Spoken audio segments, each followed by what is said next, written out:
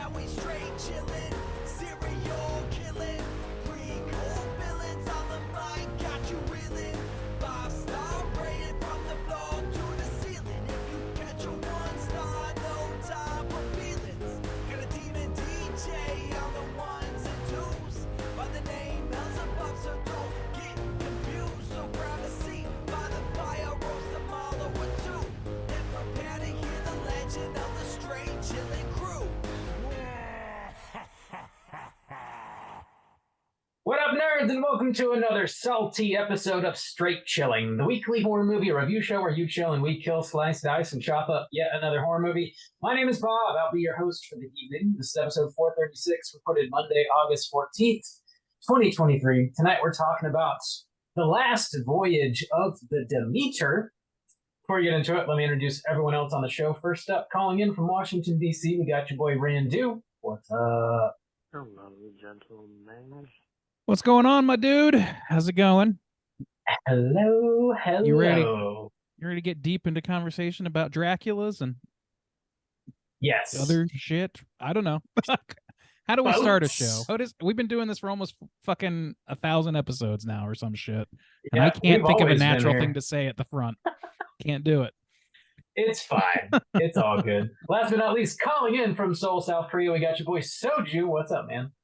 Oh, what up? It's your boy Expecto Patronum Stains. You boys ready to throw back some Dementors, huh? The last voyage of the Dementors, boys? We're talking Harry Potter 3, right? That's what we're talking about today, right? Yes. You're being a real wormtail right now. No, that I'll tell you this, like in the game Hades, which I played recently, character.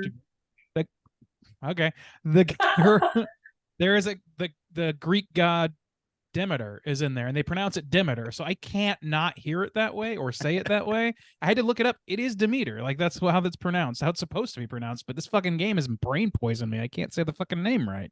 I thought it was Dementor.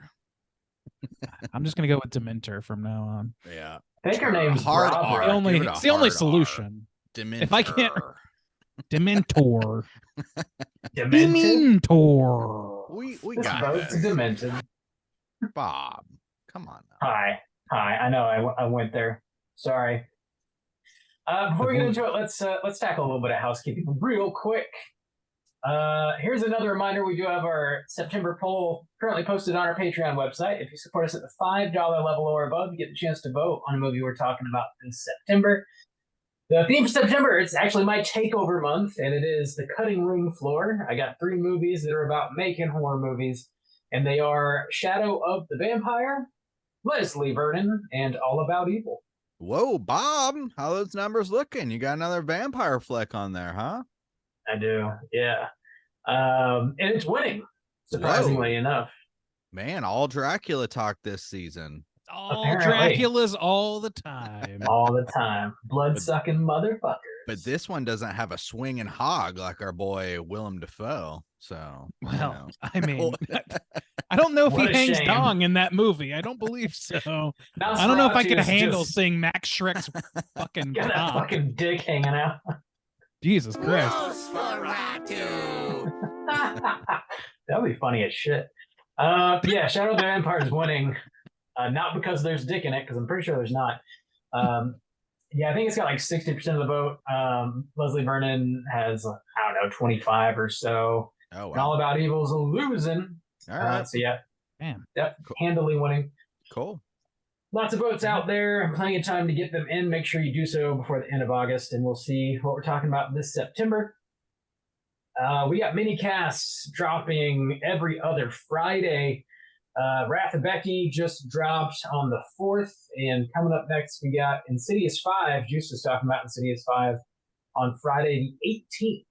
The Red Door. Make sure rent go up an extra 500 when you got that red It's door. true. That red paint, yeah, The science don't lie. Mhm. doesn't come cheap. They live in big time in the fervor. Dude, have you seen the interest rates on a new house in the further? It is obscene. Who It's can all the afford it? red doors. Nobody can. No. I want to paint it black. Yeah. That's some middle-aged jokes right there, boys. I know. That's what we're bringing The to colors. We're making colors jokes today, children. jokes about rent, Ooh. And the color property of your values, front door. Wow. interest rates. Let me tell you a little something about escrow. You Sit down kids here, get kiddies. it, right? Let me spin you a yarn I'm gonna pay you $100 to fuck off. to fuck off. Take it every yeah, time. if you support us at the $10 level or above, you get access to all those Patreon exclusive episodes. We got like 105 on there now, and it's growing. That's pretty much all we got going on Patreon. Juice, do you have anything? No, nothing new in particular. Wow, these festivals have been kind of like taking up all our time, but we are still dropping some reviews, finally kind of like wrapping up Fantasia. One thing, so all the new movies have kind of been posted on there, and so one thing I'm going to be doing and doing a little kind of like backdrop with Beef on as well is some older flicks that just like we probably wouldn't be covering at any point, but both of those festivals, and festivals usually in general, have some kind of like classic film highlights, which are usually like underappreciated gems and stuff like that. And so I was going to be throwing up some reviews on some of that stuff as well. So those would be movies that were widely available and, of course, spoiler free. So keep an eye out on straightchilling.com. You don't even need the podcast anymore. Just That's right. straightchilling.com to read all of our reviews that we've done. And surprisingly, we've done a lot this year. A lot. Yeah. Fucking lot. Yeah, read we have them. a lot of articles. Yeah. With your eyeballs. Randu, you got anything? Yeah, I mean, as Justin intimated there, the only thing I was going to bring to the table today is that we are officially straightchilling.com. Don't worry, straightchillingpodcast.com will still lead you straight to us. So will a number of other URLs. We splurged on URLs this week.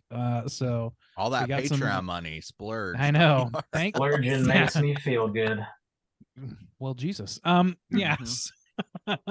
So that's it really. We just got a little bit of update on the website, Yeah. some more to come. I think just we housekeeping got stuff. Light and Shadow podcast.com leads you straight to straight chilling. Yeah. Waxing the Porpoise, I'm A pretty cut sure above, leads you a cut above straight- podcast. they all just dot- lead you dot straight to biz. straight chilling. Ah. That's right. WTF with markmaron.com leads to We us. own Straight everything. us. Google.com straight to straight chilling. NPR.com. We got google.com for a song off of Google domains.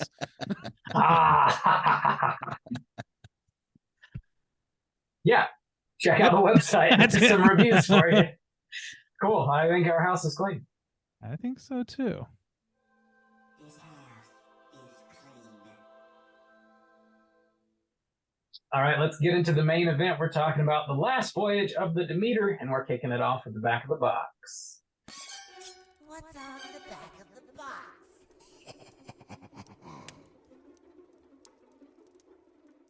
Bob, have you pre-ordered this box? You can't yet, but I'm sure you will be able to tomorrow. Okay. All right. Keep your eyes Well, peeled. you gonna be pre-ordering it, Bob? What's on there? Any special Right. features? I don't know. That might be like a $5 Black Friday grab. We'll see. Bob, two And you're new already movies in a row that you're not running to get the blues to. Whoa, are you Am waiting I a little bit? okay? Is there something wrong with me? I feel like you're hiding something from us. Like, did you buy the entire Criterion collection yourself or something? Like, I did. your money's tied up in a big fucking Vinegar Syndrome steal or something? It's tied up in a big old vinegar. You buy hole. 5,000 Vinegar Syndromes and you sell each one of those then for $15. It's a perfect plan. It's funny. It'd be great if your scam was to just be Best Buy, but like 25 years too late. You were in the store and then you could just sell blues out of it. You just It's sell a them there. perfect People come and they scam. buy them. They could see what's there, You can also There's a sell them sucker in born a every minute. refrigerator. And Get all of that a sudden, sweet Bob smell becomes, of plastic. every user eventually tries the deal, as what I heard. So It's true. That's a fact. Oh yeah, the Last Voyage of the Demeter. We're talking about that. Oh yeah. It's a new release, rated R, with a runtime of an hour and 58 minutes. This is the latest movie from your boy Andre Overdahl. I think we've covered all of his movies so far. Troll Hunter, most recently, we just We did a haven't review covered for. Jane Doe, have we? I know, yeah, maybe I'm wrong. I know we've think so. done Troll He did one in Hunter. 2020 also called Mortal. Mortal? Oh, Mortal. I have not seen that. I wasn't aware of it. Mortal? Okay, well, never mind. Fuck me. Respond, mortal. Actually, we've just covered one of his films. No, in the Scary Stories, we did that. Oh too. yeah, we did. Scary that. Stories. So, Yeah. so this is our 50%. third out of 5, I guess. Anyways, we're doing another one. Andre Overdahl. This was written by a whole bunch of folks. It's based off of a single chapter in Bram Stoker's novel Dracula. Stars Corey Hawkins, David Dastmalchian is also in this, Liam Cunningham, Chris Whaley, John Bryans. Anyway, some other folks. Brian. This is a new release for some watch for all of us, of course. Gentlemen, would you recommend people check out The Last Voyage of the Demeter? Brand new. Kick us off. I don't have a particularly strong recommend for this. I think if you want to see a horror action adventure type of thing, this might quench that thirst for you. I really think it's a streamer, to be honest. That's kind of where I'm at. Right on, Juice. What about you? Yeah, I think this one has some things that we just don't get a lot of. So if you're like super into nautical horror, we don't get a whole lot of nautical horror, or just kind of gothic horror too is not super hot these days. So if you're really just kind of jonesing to see some of those kind of things, then maybe it's worth going to the theater. I wouldn't go to the theater to check this out, but I'd definitely be down to check it out on streaming for sure. But I think it could be fun to see in the theater. So yeah, light recommend, I would say. Bob, how about you? Would you recommend people check this out? Yeah, I think it's probably a streamer for me too overall. Yeah, I think it's worth watching, but like I wouldn't really go out of my way to recommend it to folks. And it did. I don't. Nobody's gonna go see this thing anyways, apparently, because it made like no money this weekend at all, which is a kind of a bummer. But it is a bummer. Yeah, I wonder if people are just over Dracula in general, because Renfield didn't make hardly any money either. It didn't hit anything. Like, yeah, it doesn't feel like it's got any kind of cultural. I don't know. It just didn't like do anything for me. And I like vampires. It just wasn't. Didn't hit any kind of special chords in that way. Yeah, so maybe people just aren't into vampires right now. And I do wonder if the name threw people, like if they didn't. That's what I was going to fully say. Realize that it was like Dracula on a boat. It clearly did have trouble with that, because the advertising sprint that came along with this movie's release suddenly had the word Dracula right up by the title in like all of the advertising. It's like Dracula, Last Voyage of the Demeter, or like Last Voyage of Demeter. Like they just shoved the word Dracula. The origin of Dracula, which it's not even really. The origin of Dracula. Did they say that? Did they say the origin?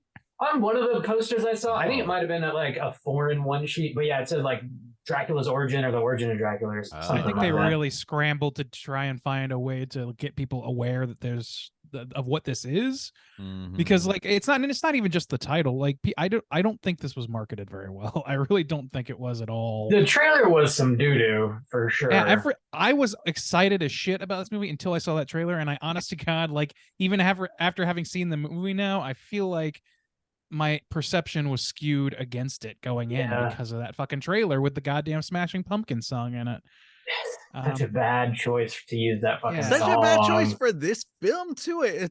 This isn't one of those movies. The tone. It doesn't match the time period, the look, the style. It doesn't match anything about this film. No, it's just the typical like trailer editors toolbox at play. It's like It slow down, has- familiar song. It would have been better to like pay someone to make a old timey cover of this or something. Play it on the old lute or something. You know what I'm saying? Bust out your loot, guy. Play it on the old lute. It's time to bust got out the one. lute. Billy Corgan probably A has a lute. harpsichord, you know? I'm sure Billy Corgan has a lute, and I'm sure it's cursed or some shit. He's a loot motherfucker. Killing is simply evil. It's Evil. her. I feel like they just have the song has the word rat in it, and they're like, yeah, let's It's fucking had the word roll. vampire in it. Yeah, what Yeah. is a rat? Vampire is the word. That's you're the looking line for. that like was like, okay. What? Well, the rats are stuck on the boat. You No, know, no, I mean, there's that's- also a vampire. There's also a vampire. That is Got the most on word the nose. rat. Yeah. I guess. Just got the word rat, man. Roll with it. Speak English, Doc. We ain't scientists. I think vampire is the word that's necessary. No, That's kind of the Oh, on the man. nose one, but like rat is a little on the nose. But the whole thing is just, it's just, I really don't know that the studio knew what to do with this movie, and I think it's, I don't know, my broader critiques are gonna play into that a little bit. But I want to let you get the chance to do your thing here, Bob. Oh, yeah, that sounds like a very, very light recommendation from the Tepid Street Show waters. crew. Super Yeah. tepid. We're gonna spoil this movie, and here comes your warning.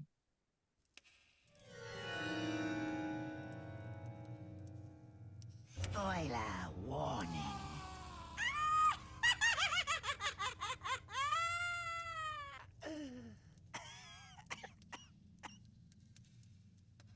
Bob, were you able to stay awake this time and type out your own plot synopsis? Yeah, mostly. Oh, God. How many times did you fall asleep in this one, Bob? Most. I didn't really fall asleep at all. I was pretty awake. Okay, I went to pretty a awake. morning showing, so Mm, I'm sorry, you didn't really fall asleep is not exactly the confident reply we expect around here.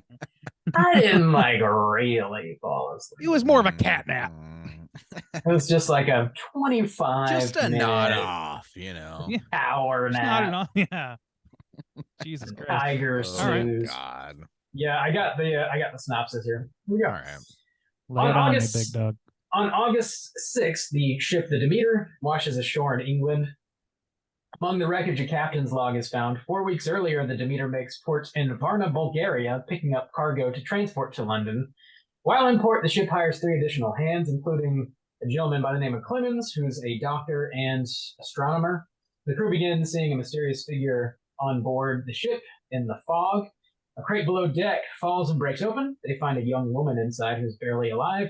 Clemens performs several blood transfusions with her to help fight what seems to be a viral infection. The following night, all of the livestock on board are slaughtered. The young woman Anna wakes up and warns Clemens about the monster on board, a creature the people of her village call Dracula. Several crew members are killed over the next few nights. Olgarin is attacked and survives, but starts acting very strange, so he must be bound to the mast. He escapes and corners the captain's young grandson, Toby, in the captain's quarters, where he is bitten by Dracula.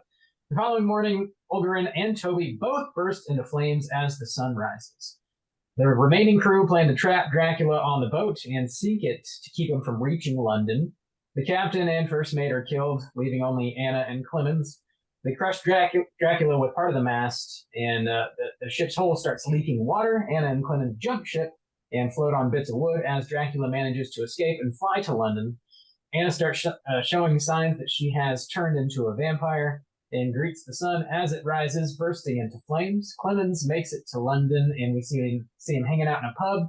He sees Dracula Slap dressed that up. bleached booty hole. Yeah, totally. He sees Dracula dressed up as a human, and he begins to follow him and vows to hunt him down until the end of days. Roll credits.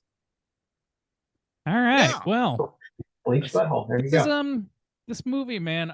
I'm like weirdly conflicted about it in a few Yeah, ways. I kind but, of am like, too. I think that it's just one of those weird movies that's like, it's got a lot of problems, none of which are terrible enough for it to be a terrible movie, but all of which are preventing it from becoming a good or great movie. I don't Yeah, know, because man. it's got a lot of positives, but for some reason, the negatives, even though they're not necessarily egregious, they just shine through worse to me It's like than the very positives. blunted. Like, yeah, it should be like a Yeah. stronger. I really think this movie, like what I was going towards earlier, aside from them having trouble marketing it, I think that it's like, I really feel like this movie had too much budget almost. I think this movie, It like, kind of feels that way. I in a feel like this movie weird needed to be way. stripped down into something more intimate and less action oriented. At least for my taste. Maybe that's just my taste coming through, and that's the issue. But I don't know. Like this, some of the story just doesn't really pay off. Some of the, like, the acting is good, but they don't have a lot to do. It seems like the shots, like, they're very good shots. They're very capable, but like it all kind of hits the same tone throughout the movie. Like, it's not. I don't know. There's this feeling, like, especially with the soundtrack. I noticed, like, the soundtrack. I feel like if they had just taken out like 90% of the soundtrack, as good as it was, it's good music for a film. But for this film, it needed like the claustrophobic. Like, they compared this movie to Alien, but Mhm. Alien is a quiet movie when things aren't popping Mhm. off, and this movie is constantly like fanfare and fever pitch of the audio, and it was Well, really yeah, getting to me. yeah, talking about like the intimacy, I felt the way kind of with the story too, of they needed to take their time, and it feels like they're too eager to rush into this action bit or this Mhm. planning bit. But I was kind of so surprised, where I actually was pretty on board. I even looked at like kind of the timestamp up until about like 40 to 45 minutes, where they were just kind of building, where people Yeah. are going on the ship. Mhm. We're living in this world. We're figuring out like how the dynamics of the ship work and how the people work. And I honestly thought there was going to be some more, you know, especially because at first the animals die instead of people. And they just slaughter all the animals like right up front. And I thought there was going to be kind of more of this like, breakdown of the boat society of not Yeah. trusting each other, of some paranoia, and some of that stuff, and they just kind of blew through that. Like, honestly, it felt like the first 40 to 45 minutes was a lot of setup that I was on board with, and then the next like 35 minutes was just like boom boom boom boom boom boom, like rushing through the Dracula stuff, and that like really surprised me, honestly. Mhm. Yeah. Sorry, Bob. Go ahead. The characters in this, like, I did have Alien in mind because that's what it was directly referenced by the director. And like, yeah, the characters don't, like, they're all set up relatively well, but I feel like they don't have that back and forth well enough for you to be super invested in them. So when they start actually being picked off, like, it doesn't hold a whole lot of weight for me. I wanted like more camaraderie, and like I wanted to know more about the characters. Like Clemens, you get a decent sense of for sure, but most of the other guys you don't really. And like when Dracula does start showing up, I think they treat Dracula like 90% perfectly. Like, it's not all great, but like they keep him in the shadows for a good chunk of time, and that's when it's most effective. When it's like really simple, like obscured in the Yeah, distance, in the fog or whatever. creepy. Towards the end, though, they really start showing you a little too much, I think, and I wish they would have kept it more reserved. And like, I just wish that it had that like smaller budget, grittier kind of like lighthouse vibe. I just kept thinking of the Yeah. lighthouse, like how that's got like that sort of seafaring vibe with these crusty Mhm. dudes that are stuck in the middle of nowhere and crazy stuff's going on they don't understand. And this just, it felt like too clean, too polished, I think. Well, Yeah, it did. there were things that were thrown in that feel like that kind of studio interference shoehorn. Yeah. We don't know what tone to go with, which is Mhm. so frustrating. So, I mean, even just like when the woman shows up on board, not that I have anything wrong with that character, that just feels, and the adventure tone it takes down to where like she's Mhm. one of the last people and she pins him with the mask. I was just like, this doesn't this Yeah. is not really what I'm looking for. I'm not The looking for the mummy, no. I It, just it's that's what it really kind of hitting. starts to devolve into. Yeah, it's like becomes sort of like predatory to like at least with her, Yeah. that character. Like I don't know. I think this movie is like I think you're right that studio interference. I think this whole movie is kind of like plagued with that. If I had to guess, because it seems like there's a lot of like interesting like things that are starting to be set up or interesting like dynamics that happen later on that aren't really informed, that feel like they like key moments were stripped out or just weren't ever written and were replaced with more bombast. And Yeah. that's how it feels to me. Like it's like people don't know this is a Dracula movie, you're calling it Voyage of the Demeter, we have to make sure that we bring the heat. We want the like I think that probably the studio wanted this to be Pirates of the Caribbean, and Overdahl probably like he wanted Alien. So obviously like there's a huge disconnect between those things, and I'm making a huge assumption there, but that's what it feels like. Is it feels like it's pulled in a couple of different directions, because you have things like him like Clemens being an astronomer. They make a whole point about that, like it's to show that he's educated but he's not respected.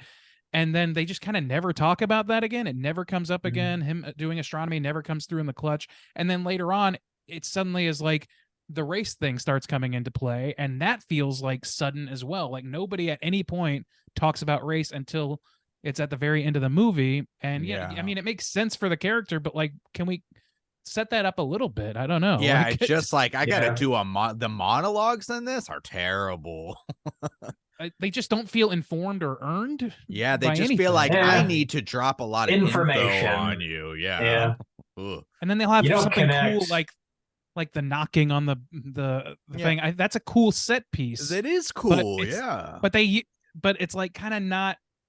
It's kind of for nothing at the end. That's like it just that's it the doesn't- thing too. Yeah, so your mention of sound, I was kind of disappointed too with the fact that they had to tell me or have this whole kind of like speech about the rats.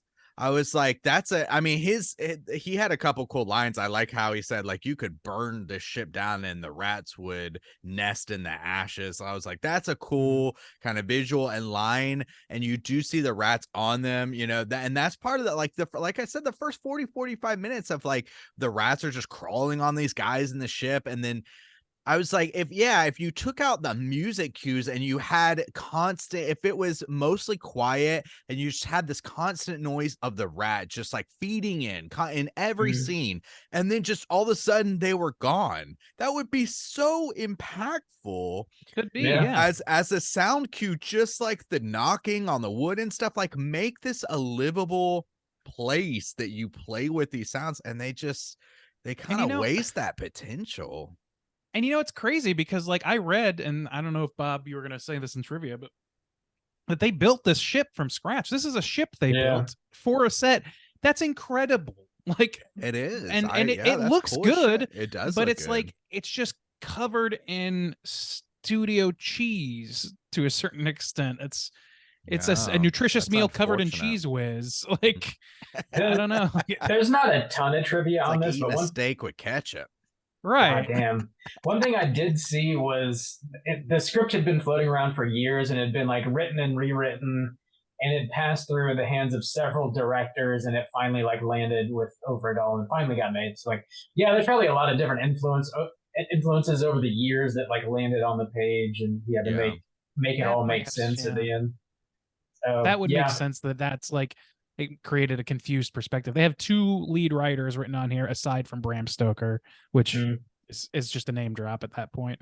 Yeah. But like, and yeah, they're both not Andre Overdahl, which is, I mean, common obviously, but I feel like in all that time it was probably passed through 36 hands, and it really kind of feels like that. It feels this is kind of like we had that movie by committee with Haunted Mansion, where it was, but like that felt tightly controlled, if nothing else. I kind of feel like the script of all things in this is not tightly controlled at all. This feels like schizophrenic for sure. I mean, especially like as it goes on, it feels like that's why I was kind of like disappointed, because I feel like the first half almost like sets the tone really well for what I would be really interested in watching.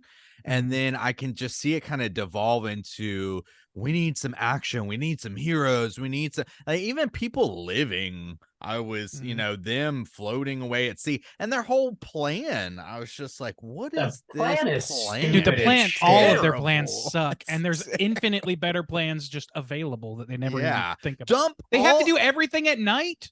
Yeah. Why? well, it only Take- comes out at night. Just You crack that just- shit open and like- put it in the sun. You just saw a guy explode. Yeah, you Yeah. just open up literally the middle of the ship and you start dumping each box of dirt into the ocean until you're left with one box. Like, that's, Yeah. you just dump it They- into the sea. Or no, you just dump it all, like all of They it. Yeah. Like, They could just In the burn daytime. the ship in the day. Yeah, light it on fire in the middle of the day. Get on your Yeah. little boats and then just scoot on over to London, and then it's just Dude, yeah. dead. Like, But it can't- but to be fair, to be fair, they do give some good reasons, which I thought held up for most of the film. Where they bring up, which is kind of an alien thing too, where they bring up, oh, why aren't we going into port? Oh, because we want to get that bonus or whatever. But I thought they went too Yeah. hard. Like when they killed all the animals at once and they were like, okay, well, for the next 4 weeks, we're eating only potatoes. I was like, okay, I know people want their bonus, but how quickly are you going to motivate everybody to be like, okay, maybe we should stop and pour to Yeah. threaten their Well, fucking food? Like that just, it went too ham to like it seems like it was like going along at a good pace and then you'd have this huge lurch and I'd be like, whoa, well that kind of fucks with things. And then you See, kind of that didn't- maybe get back into it a little bit and then it kind of like lurch. And I was like, ooh, the pacing and like the choices were all like bumpy. It was very bumpy for me.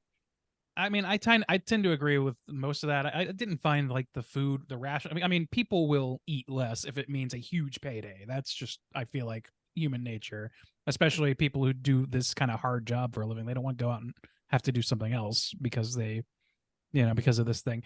But like the lack of societal breakdown, like you talked about, like the lack of those sort of things, or any sort of like, there's very little like j'accuse going on. There's one scene Mhm. and that guy who accuses is immediately dispatched by Dracula. And it's like, Yeah. man, there goes like half of the interpersonal struggle there. And I guess what's supposed to be one of the central like conflicts is between Clemens and Wojak, Dalsmalchian's character. Yeah. But like, I don't really understand what Dalsmalchian's deal is until kind of right at the end, where he's like, it becomes clear that, oh, he's just like, he's a great first mate who's earned his place or whatever, and he's like, he's lived on the ship for a decade, and he feels that, he feels protective of it and all this stuff. But like, I don't understand where their like conflict even came from. Like, he saved the captain's son, and the guy's like, okay, get on, yeah, you want, and then he's just kind of like a dick to this guy a little bit, but there's no information informing any of this. So it just kind of like, I don't know, all of these interpersonal relationships feel like there's things that are happening off screen. And that shouldn't be the case with a movie that's about the claustrophobia of being trapped in a situation with a number of people that's dangerous and people start getting picked. Like, we should have some And it's idea 2 of how hours they relate to long. each other. It's Yeah. 2 hours long. I was surprised that they killed the kid like so early on in the movie. I like really thought they were gonna like bust him out and like save him in the end, but they went for it. Did that catch you guys off guard at all? Now, one I was a thing, little surprised mean, they took him because it was it starting was- to shape up to be like pretty Hollywood, which Yeah, normally would mean yeah. that the kid survives. Yeah. and that was kind of one of my positives. His Mhm. kind of scene, because that's where you get a lot of like of the more traditional, I guess, horror scenes and tension Yeah. and stuff like that. But I will say one big positive for me was when that kid burst into flames and it caught that Yeah. other dude on fire. That was awesome in a That was terrible so way. bleak. Yeah. Yeah. Fucked up. Real Yeah, that fucked was up. something. like that, too. So that's something that is, playing with some things that you do expect, but then delivering something you don't expect. Where, we've seen vampire films, they burn up in the sun and stuff like that. And even the kind of mislead, that kind of stuff is why I kind of don't blame this director very much, because I've seen his stuff and he's very capable.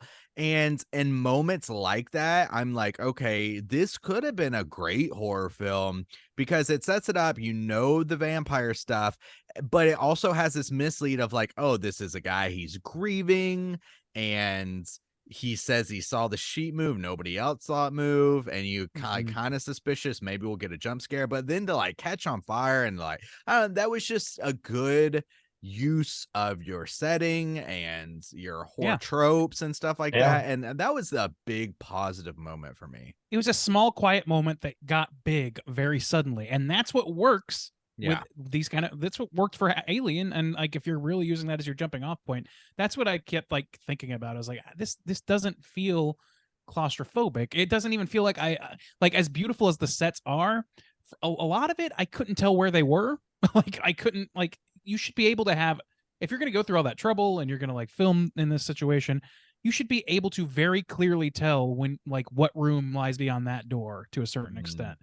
And we only really know like a few places. We only see, like, I don't know, it doesn't really pan out that way. It seems a little confused, and it seems like it could have been done as a soundstage, which kind of sucks. But like, because of all the effort, then like, and it's clear that they like, the dollar value is there. And that's why what makes it so frustrating that they can't get the emotional value in there. Well, and even I'm kind of disappointed that they didn't kind of play with the claustrophobic aspects, even of, you know, you could, because that's the kind of tricky thing is they do a lot of stuff at night, which seems nonsensical. But even if you were doing stuff during the day, I think there was one scene where it was during the day and you could see cracks of light coming through holes. But when you're deep in the ship, that leads to some, you know, potential claustrophobic or really tight space of like, I just need to get to the light or something to add some real tension of something chasing you, or like, oh, it's almost there. And they don't even really do that. And that's like, for having a whole ship that you built, that seems like, you know, missed opportunity too, to see how like these little slivers of light, or, you know, how it plays with the vampire and stuff like that could have been good. But they used the like crow's nest a little bit, but I mean, it's okay. They do use it. They use the ship. It just doesn't like, it just doesn't really feel like it's all attached, even though it truly and honest to God is. It's just, I don't know what it is, and I'm not capable enough at filmmaking to really know what goes into making a place feel that way, but it was difficult to shoot like wide shots of the ship because I think they did actually have the boat on a sound stage. So there was like certain angles they could shoot and you wouldn't see like a whole bunch of like random, I don't know, like camera equipment and shit behind it.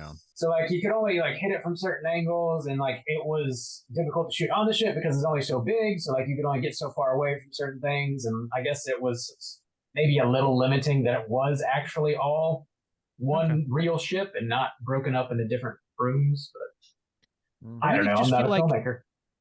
Like, there's so much time that passes in this movie, like off screen, that they could have done so much with. Like, I just feel like every action beat is immediately followed with, and then the next day, and it's like nothing really like lingers for any real amount of time. It doesn't feel like. I just feel like they're like, they could have had a scene where we're really fixated on Clemens in his bunk. He's uncomfortable. He's tries to get up and he like hits his head on the butt of the guy above him because he's in a hammock above him.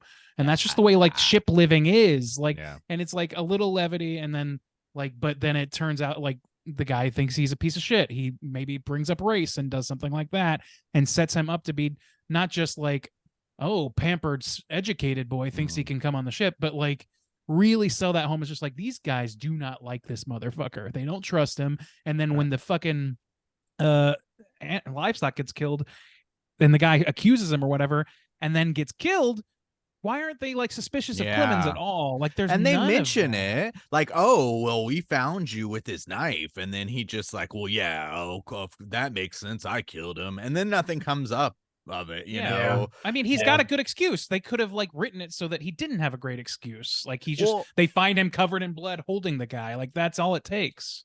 Well, even aspects of, you know, they spend so much time sitting and talking about, oh my God, we're going to get this much money, because they even say like, oh, divide it up amongst this many people. This is how much we get. Like, they literally have the conversation of, we're dividing it up amongst people, and nobody ever gets suspicious. Like, oh, you know, like, Yeah, I mean, we get somebody more want an money extra or share, something like, yeah. yeah. And can we talk about that scene for a second? Because when they get to Clemens and they force him, like he has this like what's supposed to be a character beat where he's Yeah. explaining that he's not interested in money. He's interested in learning about the mysteries of the universe. That shit rang so fucking hollow to me. It really That's seemed like beats of Hollywood, man. It's just like his whole character is just a guy who's curious. Like that's his motivation. I don't know, Yeah. man. He's got to be like obsessive, like show him be like fucking hyper obsessed to a point of like self endangerment. If you're gonna do that, So make that his like fatal flaw that he has to overcome in order to where d- like. they were successfully do like whatever. trying to set him up as being like the Van Helsing yeah. character. So like as they get to London, he's like, I'm never gonna give up until Dracula is fucking in the ground or Dude, whatever oh he my says. God. We're hunting for So like dick. he's hunting for that draft dick. It's like So, when you like- create these characters that have no flaws. Like why? Yeah, one-dimensional, which makes them unrealistic and uninteresting to watch. The thing is, Yeah. like, you you can can't relate to them. skate by on that with like every other character but Clemens in a movie that ends up being the kind of movie this is, which is an action film for the Yeah. most part. So like you can skate by, but you gotta have like a character who you understand his point of view, being like curious about the world and just thinking, I just want to see a bunch of stuff, and that's my motivation. I don't care about money. Take my like he has no defensiveness whatsoever. It just doesn't. It's not relatable, and it doesn't Yeah. seem like something that's real until you like make it a character flaw of some kind or some sort of like give him something to do with that besides, you know, like Rob said, they are clearly setting up as a Van Helsing, and if they're gonna do that, you might as well just fucking call him like Johnny Van Helsing or whatever. Like Johnny. Don't do that. But yeah, I was just so disappointed because even going in, I had the expectation everybody's gonna die. I mean, they find the ship at the beginning. Oh my God, everybody's dead, and don't make me go down there again and stuff like that. And just to take this tone of, I mean, even if you're gonna go this action route, I just like, are people just incapable of writing these days? I mean, you take a character like John from fucking the Christmas movie where he's in the building, Die Hard. John McClane. John McClane, yeah. So I mean, that's a character. Yeah, you have these people who are there. He's like, as an individual, he's deeply flawed. Like, he can't make his marriage work. He can't be in any kind of social setting. He's very like rough around the edges. But then he like steps up and like people need to depend on him and do those things. Like, how are you just gonna throw this character in like, oh, I'm very smart and I'm also good looking and also I'm capable at doing a boat too. I'm a doctor and I'm an astrologist and I can fucking work on a boat and I'm just I can do a boat. Like, you know what I'm saying? Astrologist is a whole other thing. Well, no, okay, it's astrologist. Same thing. But yeah, same thing. Astrology. He's got his tarot cards out, but no, yeah. Come here, There's a Dracula on this boat. Are you a Cancer, Dracula? Such Scorpio behavior, Drac. Virgo rising, eh? But it's just like, and then he lives at the end and he's hunting down the vampire. It's just, that's not, people see through that shit. It's not interesting. Like, you have to have like developed characters. I don't know. I don't know why people aren't capable of fucking writing these days. I just don't know why everything's so fucking watered down. We gotta get the AI involved. It'll make it better. The robots will give this more humanity. We know that much. More human. They had an excellent use of the fog hog in this movie. I will say A+ fog hog. Well, okay, so that brings to a good point of Dracula himself. Yeah. If we're talking about looks and stuff, what did y'all think about how the design they stuck with for Dracula? I thought it worked pretty good. I liked him. I liked it. I mean, I think it was like it suffered from the same thing the rest of the movie did, that there's just too much money thrown at it to where it like we learned on the Slack channel that it was all practically done for the most part, or at least like there was a dude in a costume in this movie. This Yeah. is not a fully That CG lanky creature. It's guy. not a dude in a onesie, a green onesie.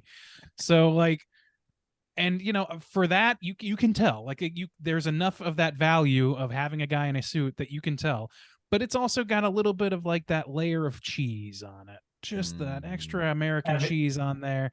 Javier Botet played Dracula. Yeah.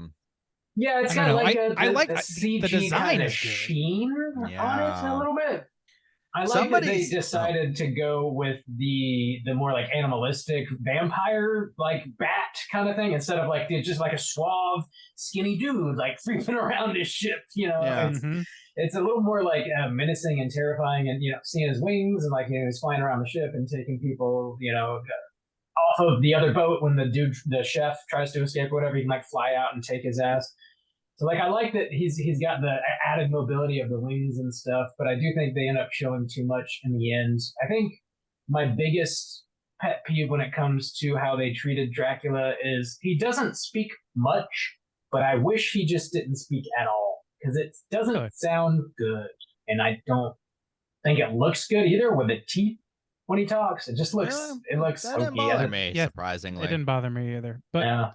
you know, interestingly though, I like my complaint about Dracula, to give another look at it, is he's a real guy in a costume, like like he's supposed to have a real presence, but then he ends up doing all this fucking like Marvel kung fu in the air and shit, and he's just slings by and then the dude's throat's ripped open. I'm like, this isn't like, I know he's supposed to be supernatural. I understand he's supposed to be imposing. He's supposed to be very capable and all those things, but it's like he doesn't have as much of a presence, not throughout the movie, parts of the movie, but throughout the movie. There's like, there's scenes where he like just kind of like flits in and out of frame, and it's supposed to impress you. Oh, he's so fast. How do we do that? But like, really, all it's doing is making him into a fucking Iron Man villain. It doesn't feel like a presence anymore. It feels like a cartoon character. Yeah. And that sucks because they intentionally did not create a cartoon character for this. I was surprised. So I like the design and they go for the more monstrous Nosferatu, and that's fine. But I was kind of surprised that we didn't get, because when he starts off, the first couple of people, it seems like he's kind of weaker. You know, he's kind of crawling more. And that makes sense especially if he's leaving his castle and he's leaving his like home ground, and that's why he's got the dirt. And you know, he's got to build it up, because we in the novel and even in the maybe not the film we see, but typically how it kind of plays out is when he feeds, that's when he is able to reestablish like his younger look. Because I remember in like, I think when Jonathan first goes there, he noticed that he looks like super old. And then over time, as like he's kind of like maybe feeding on Jonathan, or he's like feeding in general, he's like, holy shit, you look like really good, you know? And the thing is, you know, it's okay if you want to keep him a monster, I guess. It's kind of a particular choice, but it really sours that ending scene for me, because this is a monster. Fucking winged, toothed monster, and then he's gonna roll around London in a fucking coat. Like, no. That motherfucker is not rolling around in a coat and the cane. Yeah, no. It's a tightrope though, to some extent, because I agree to a certain, like, he should, like, nobody's not gonna notice the dude with fucking 3 giant fangs sticking out of his mouth. Yeah. But at the same time, I kind of like, I could see a terrible studio version of this movie, another one, an even more studio interference movie, or even more moneymaker type movie that like does like a special effect where it starts like he's like towards the end, he's like eating one of the people or whatever, and his face is like getting more full and more red or whatever. And then like and then it's like some celebrity, it's fucking Johnny Depp or some shit, and then everybody's like, oh cool, like I don't want that. I don't fucking Tom care Cruise. about that. He's gonna carry on the franchise. But for him to get stronger throughout, like show him getting stronger. show him getting like stronger, or just let him be like he's rationing, right? That's Yeah. they say that explicitly in this movie. Sure, He sure. like organized, Which is a engineered great this idea. situation, which is Yeah. a great idea. So if he's Yeah. rationing, maybe he just never has that full potential. So then you show him with the cane, and it's like a normal guy with an evil grin, Maybe, and yeah. then like Totally. just do that. Yeah. Someone's lurking in Like- the shadows or something. Yeah, it's Yeah. like, oh, and he he's finally paranoid. got his full strength up because he's yeah. got as many victims as he could ask for. That would be Except I such a don't- better ending. That yeah. would be such better, except I still don't like the idea that this guy survived because that's fucking stupid. But what? I also yeah, don't but like that. yes, Yeah. yes, that is better. improved. No. Yeah. The thing is, like, we can complain about this all day, and I certainly could.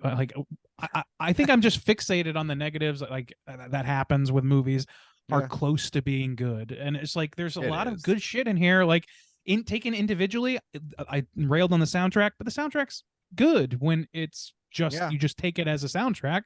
The And- shots are good when you're just taking them as shots.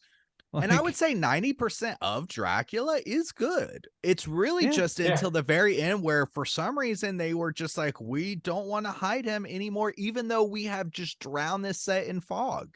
I mean, because up until that, even sometimes like even when he was kind of crawling up the crow's nest thing, I think behind one guy and you see the full shot of the face, and Mhm. I was still okay with that because they do it like pretty Yeah. quick. And you're like, okay, I really get a sense of this is like the Nosferatu version. His you want to see the white out eyes because it makes a connection with his victims later on, like, oh, they're under the trance. I mean, you get that anyways, but Mhm. still I'm okay with that. I think where it really just went off the rails was when that one dude was rowing away in his little lifeboat and Mhm. he lands in the fog, and that's fine. That's where they should have left it. He lands on the tip of the boat in the fog and you get to see the Could have big just had like wings. claws on the edge. Yeah, and then, or like, even a I'm fine with the half-second big shot. wings like covered by Mhm. fog, but then they go full bore with it. Like you just can see everything. And then from then on out, it's like we don't care about hiding him anymore. I just don't understand that mentality. It always I've never had that reveal happen where like now we're just gonna show you all the monster from now on and it benefits it. I just don't know what people are thinking. I don't know. I My- can see. Sorry, Bob.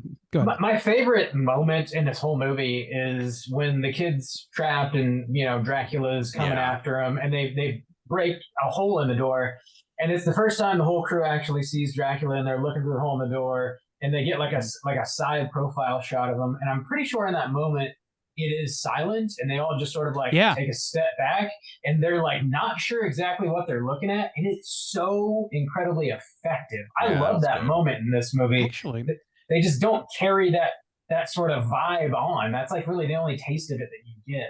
Yeah. and I you know, it like too. that whole scene is pretty good because even when we Yeah. first realize he's in that room, The like, kid. I really Mhm. like that where the kid Mhm. runs back in there, he's being chased by whatever that guy's name was, who's a vampire guy, and the guy's like smashing his face into the door, and the kid's hiding or whatever. Mhm. That scene lasts a little too long, but like there's that scene where like there's that moment where he kind of like looks over and he sees like Dracula's curled Mhm. up and he Yeah. starts moving.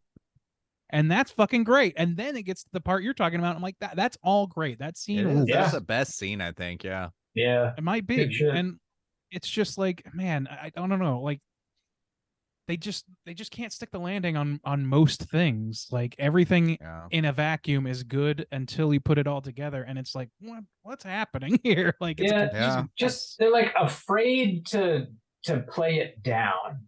Like they Yeah. feel obligated.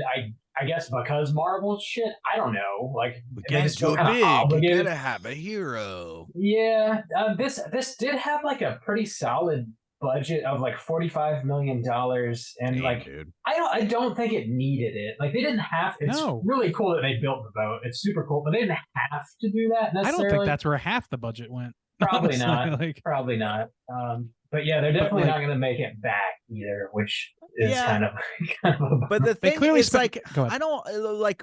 I do get the idea of like the big budget and they didn't need, but it just doesn't seem like the budget is the problem. Except for we've invested too much in this, and then the studio feel like that. I feel like that's the Yeah. safest route to go. Spend less money so that Oh, the yeah. studio doesn't give a fuck. They leave you Bec- alone. Yeah. Because that's what's great about It works. horror. Yeah, that's what's great about horror is because a lot of the times you can do things on these like really slim budgets, and it restricts you as a creative to kind of like think outside the box. So we get some interesting types of things. We're not putting fucking Smashing Pumpkin songs in here, so we can't afford that fucking licensing. And then the studio doesn't give a shit because they're like, okay, what? I mean, even if this thing breaks even, whatever. But Yeah. on the off chance that like, oh, this hits like just perfectly well right before Halloween, and people really flock to this, and it makes 10 times what we actually put in it, then that's great. It's like, but when you have a bigger budget like this, like you see the studio interference, it's gotta be big, it's gotta have this hero Something in it. snappy, He's something gotta be Yeah. perfect. He literally can't have any Well, fucking flaw. It's like, that- what? to either better or worse, Blumhouse is what it is, but that's like the Blumhouse model. They typically Yeah. give you like 5 to 10 million, and they leave you alone. You make the movie you make, and it works or it doesn't, and they make out fine in the end. And prime example, we're talking Universal Monster and Dracula. Blumhouse was like a joint project, but Blumhouse and Universal did a joint project whenever they did Invisible Man a few years ago, the remake that came out, and that budget was like $7 million, and it made Great. like 150 million or something. It was a great movie. Massive It's success, focused. and it's a great movie. Yeah, Great movie. and Yeah. it's simple, boiled down to the point. Like they could have done something a little more along those lines here. I think Absolutely. it And the thing is, would like, have been better. simple. It's simple in storytelling terms, but not in like richness of Sure. Characters. characters and like undercurrents and things like. There's a lot you can Yeah. dig into with that movie. This movie, it's hard to really understand why they do any of the plot beats that they do for the most part. Like we talked about all the ways they could have fucking killed Dracula in this movie, but just never did, just never thought to. Instead came up with convoluted plans that were doomed to fail, of course. Let's wait till he comes out and tries to murder us, Then we'll Right. get him. and then Just we'll crack figure all it those out, fuckers open and dump them into the Like they sunlight found and his then the ocean. cane, Do it. and then they just don't do anything about it. They Found it. they found a woman in They- one of those things, and Yeah, they don't on the immediately first start day, cracking yeah. them open. Like Yeah, that's open a the good rest of 'em, point. yeah. I was thinking that thing because I was like, damn, when she has the bite marks and stuff, I was like, well, damn, yeah, sure, certainly they're gonna look. How many women are they gonna find? I thought they were gonna do like a Brides of Dracula type of thing Mhm. when That the would be first one cool. popped out. Yeah. And then that's a good point where they never go, yeah, we found this woman in a box and we're not the least bit No curious investigation. that there might be more women in boxes. fucking. Ah, And by the they'll be way, fine. famously, the dirt is part of Dracula lore, and they, Yeah. I think, assume that you know that like Dracula has to have some of his home soil with him wherever he goes.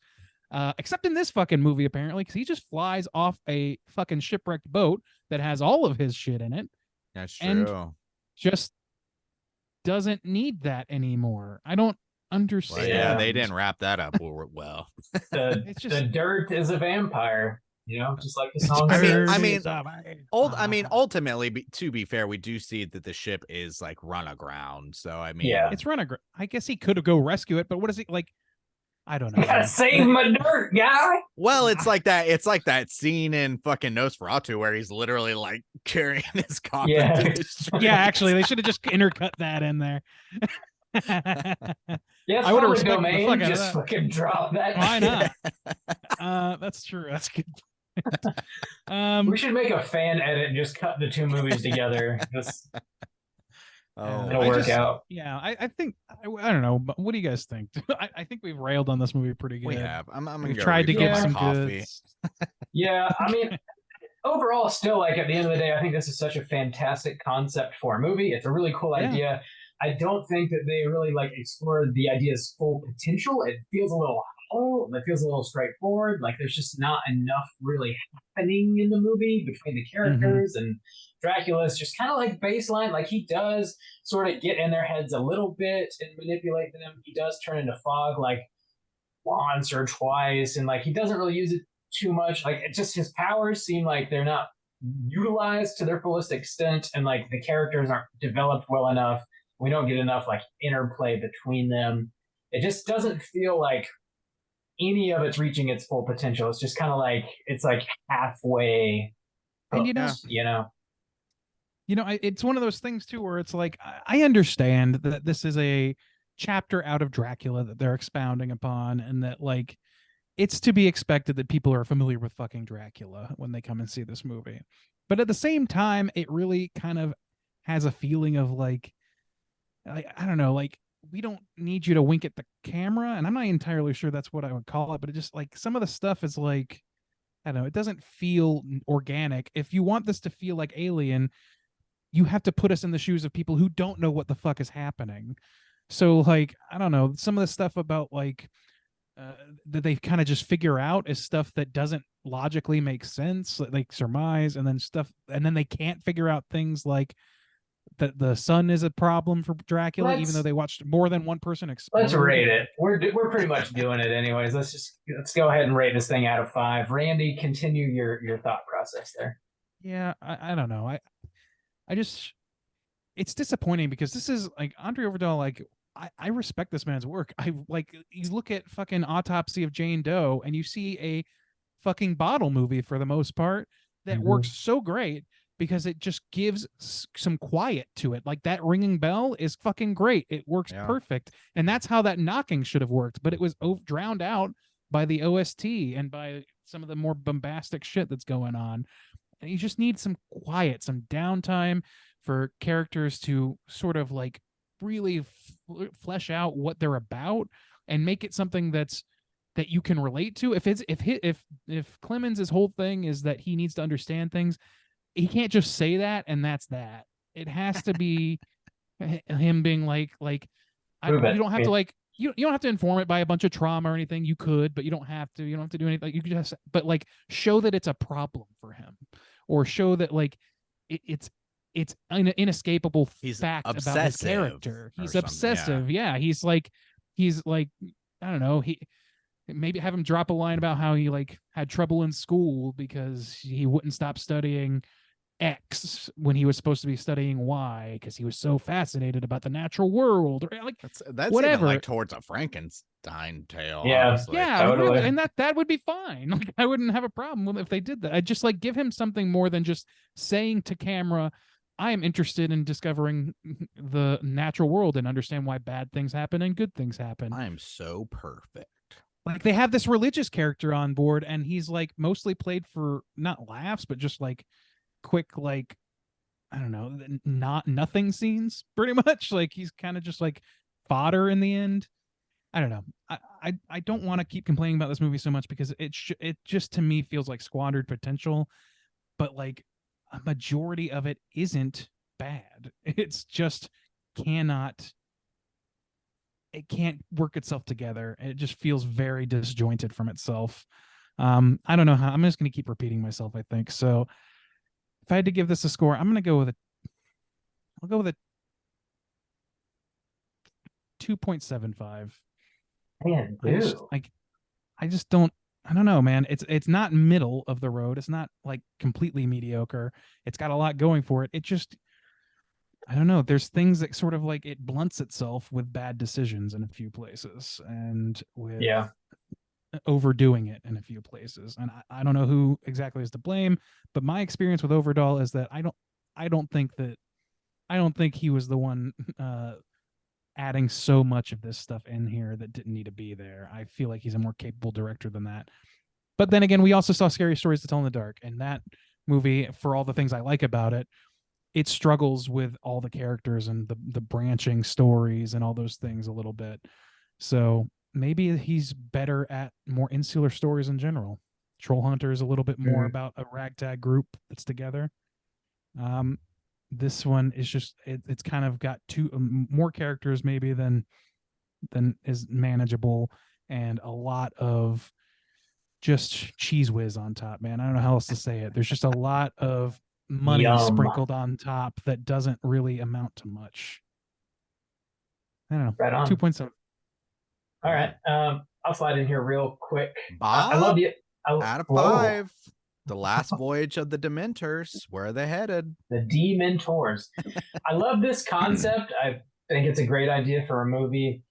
Dracula, for the most part's really handled well, which was a great, pleasant surprise. I was a little worried. I think we were all like a little worried going in, like if they were going to, CG the shit out of him, but that's not the case. I think the acting here is good.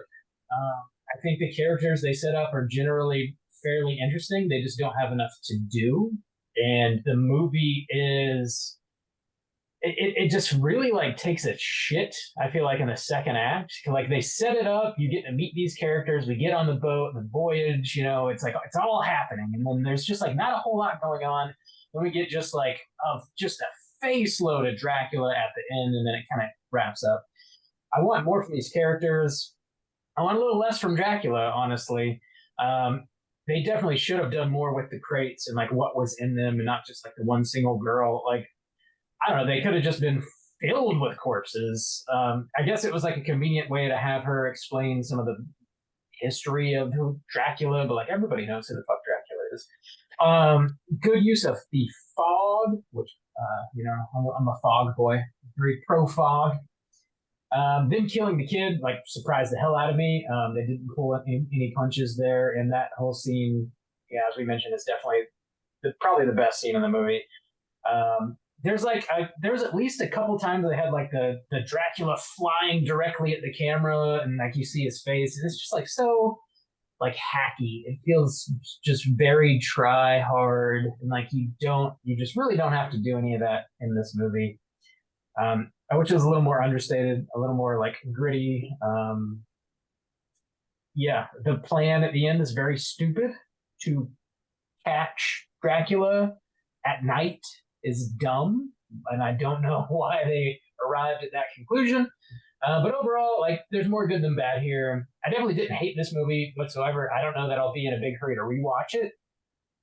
It's worth checking out at least once. I'm gonna echo Randy. Actually, I was going back and forth between 2.5 and 3. I'll do a 2.75 right now. Question that just occurred to me: do you guys think you would enjoy this movie, or that it would feel more? I wonder if black and white would have done better for this movie. It would have. It would have been cool. Black and white, calmer and quieter. Yeah. Whenever you see you maybe have 1 or 2 scenes of Dracula like sprinting across and doing whatever, but like for the most part, he's just like a presence on board that you get glimpses of, and that he's just kind of standing in the corner or something. That's when he's most effective. Yeah, when he was just like standing on the deck and he's like super skinny, or like when he was crawling out of that little space on the deck. That was great. That's the best. When he was smothering the girl with his wings, I loved her face showing through the wings. Yeah. It's like that's the most I want to see of Dracula, is that, and maybe 1 or 2 shots of him like menacing the camera. And some like not so many. Some like low, like just bring out the loot, man. Get that cursed loot out here, Billy. Curse that loot. Juice. What do you think out of 5? Yeah, I feel a lot of the same ways. It is frustrating because I really liked this first half, and I thought that this first half was handled really well, other than some, the character building that Randy kind of mentioned, where that dude just dropped. The monologues in here are mostly just bad, but until you know that they're gonna pay off in terrible ways, you can kind of get by. You're like, okay, well, let's see where this goes. Like even the setup, where we get the guy who's like highly religious, like we're not really sure where that's going to go, and how, this man of science versus this idea of superstition or religion is going to like play in, and like this push and pull situation. And it really kind of doesn't, but you don't know that when you're setting it up. You're like, okay, these seem like intriguing pieces that we can work with. I think they handled Dracula really well in the first half. I thought it looked good. I liked the ship feel. Even when they were like loading stuff up on deck, and like just the kind of opening scene where they're like, oh, the Demeter, it needs some new hands, and they're like picking people and stuff. That just I felt like a rich kind of world. Made sense. And so I was about that, seeing all the rats kind of running around, and then that kind of line about them. That guy kind of went out too quick. That guy was apart from our main character, that guy was kind of pretty interesting. And honestly, I think he could have been the replacement for I don't think we needed the woman to explain about Dracula's castle necessarily and where he comes from. That dude was kind of delivering the things that help you kind of put the mental pieces together, especially in a society that pretty well knows a decent amount about Dracula already. You know, I feel like that guy would have been enough. Really up until the scene where the kid bursts into flames, that's where it like takes a hard drop off for me. And then the second half, yeah, it's just really not good. It shows too much of Dracula. It loses that sense of tension. The logic fucking flies out the window. There's nothing makes sense. I hate that there's somebody that survives in the end and is hunting Dracula, and that this monster that has no semblance of humanity throughout most of this film is rolling around in a fucking coat and a top hat. That just is stupid. Got that swinging dong though. That's pretty And his human. little like his little like side grin in the bar or whatever. I was like, this is so stupid. Just make him a normal guy. That's how he does his shit. Yeah. He blends. Well, and so mostly just because I want to keep it consistent, because so I'm going to give it a 2.5 and highlight that the past 3 weeks we have covered 3 new films, and we have all given the same score on each one, and they vary from the best to the worst to middle. to the middle. So you 2.75 or 2.5? I'll give 2.75. 2.75. Okay, gotcha. So yeah, we're This all Just because Forge I is gotta just keep it consistent. right. I'm Consistent, you know, yeah. I'm a system boy. So Sam. And yeah, the best of those 3 movies, according to our scores anyways, was Talk to Me, which definitely had the smallest budget of all of them. I think it was Absolutely. like around 7 million. Yep. And then the Haunted Mansion had like 150, and this was That like was the 45. worst. Yeah. The worst. Yeah. So Clearly go figure, there's- man. yeah. You know, there's a formula here. Yeah. There's a formula. But yeah, that's going to be a 2.75 from the Straight Chilling crew. Let's jump over into our Rotten Tomatoes segment and see what the critics and users think about The Last Voyage of the Demeter. Certified.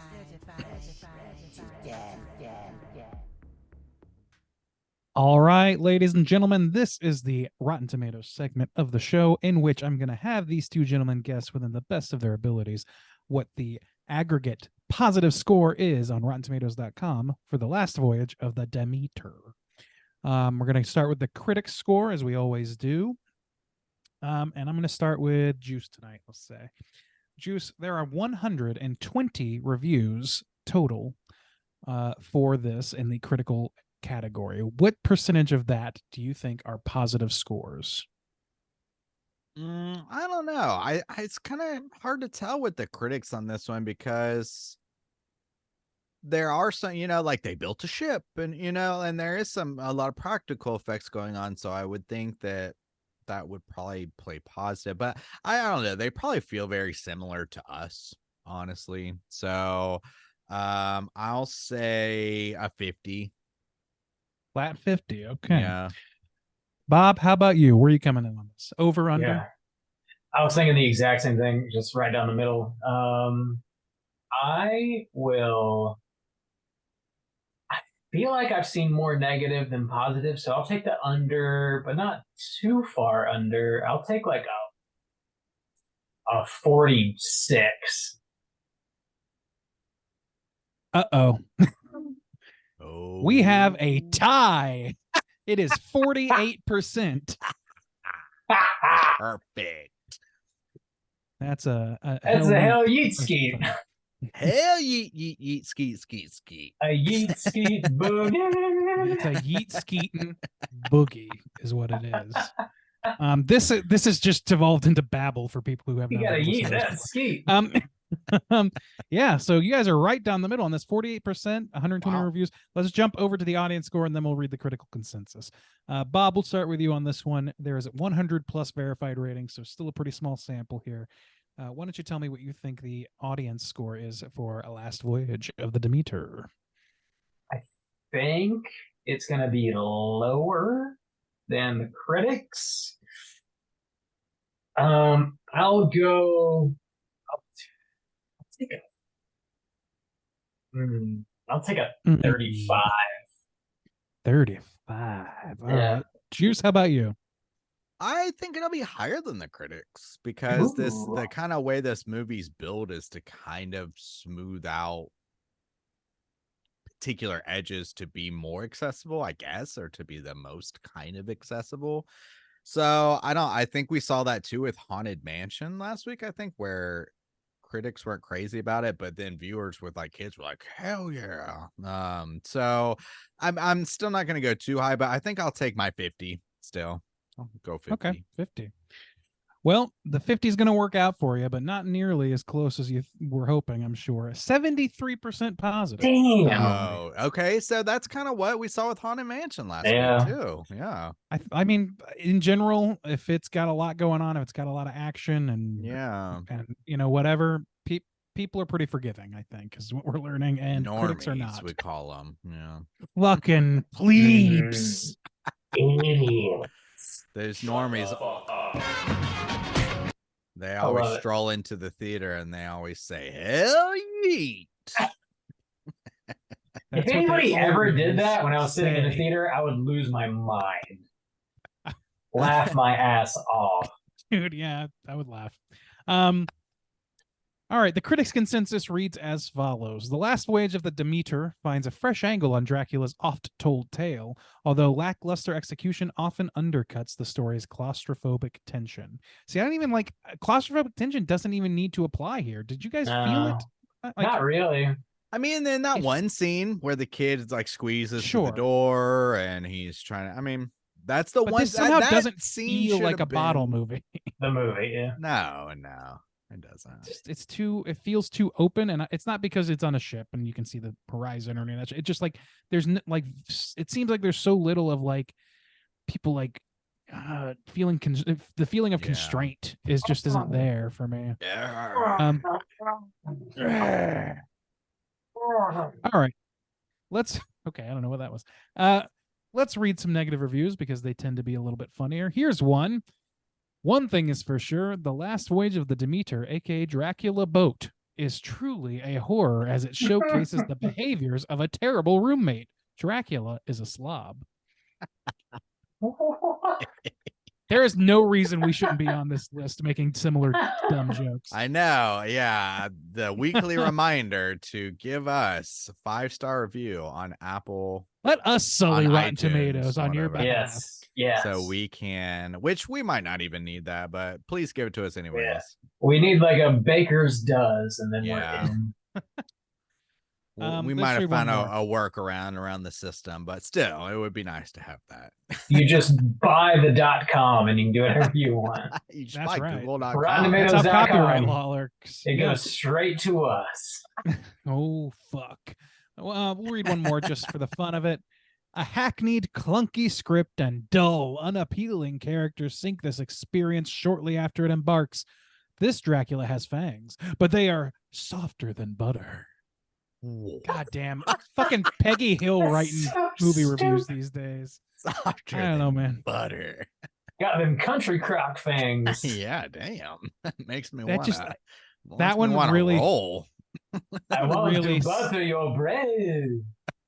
My What? Okay. garlic bread. No. Oh, no. We're entering dad joke territory. Let's step it up, guys. We're not going to make this Rotten Tomatoes list that way. Or maybe we Killing it. will. Apparently, we will. Yeah. Apparently, we need we will. more of that. We're riffing on the review that you just read. See, Peggy Hill to me, it's like it comes off as literally like a Peggy Hill musing. This one, it just drives me nuts. That shit. Anyway, that's it Drives for the me Rotten Tomatoes nuts. segment. All right, That's there's a new release. It really doesn't have hardly any trivia to speak of. So let's just jump into our Cooter of the Week.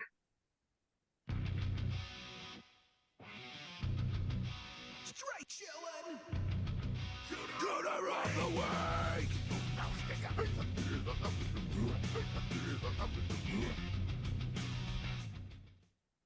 Juice, what is a Cooter and why do we hunt them?